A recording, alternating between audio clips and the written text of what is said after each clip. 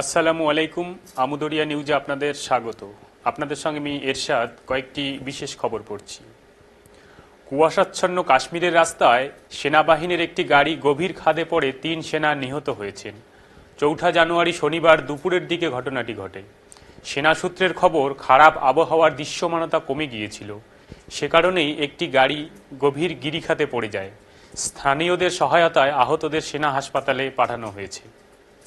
আসছি পরের খবরে। বাংলাদেশ থেকে ৫০ জন বিচারককে ভারতের ভূপালে ন্যাশনাল জুডিশিয়াল একাডেমি এবং স্টেট জুডিশিয়াল একাডেমিতে প্রশিক্ষণের জন্য অনুমতি দিয়েছে সে দেশের অন্তর্বর্তী সরকার। বাংলাদেশ সুপ্রিম কোর্টের পরামর্শের পরে অনুমতি দিয়েছে সে দেশের আইন মন্ত্রক। প্রশিক্ষণের জন্য সহকারী জজ, সিনিয়র সহকারী জজ, যুগ্ম জেলা ও দায়রা জজ, অতিরিক্ত জেলা ও দায়রা জজ, জেলা ও দায়রা জজ এবং সমমর্যাদার বিচারকদের মনোনীত করা হয়েছে। আগামী 10 থেকে 20 ফেব্রুয়ারি পর্যন্ত প্রশিক্ষণে অংশ নেবেন তারা। বাংলাদেশের সংবাদ সংস্থা জানিয়েছে যে প্রশিক্ষণের যাবতীয় ব্যয়ভার ভারত সরকার বহন করবে। আসছি পরের খবরে। জলযুদ্ধ এখন আফগানিস্তান ও ইরানেও। ইরানের প্রতিবেশী আফগানিস্তানে একটি নদীতে বাঁধ তৈরি হচ্ছে, তার প্রতিবাদ করেছে ইরান, কারণ নদীটি দুদেশের মধ্য দিয়েই বইছে। নদীর নাম হারিরুদ।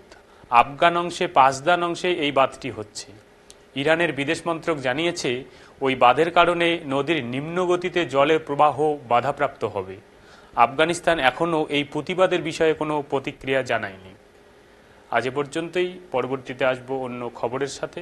খোদা হাফেজ।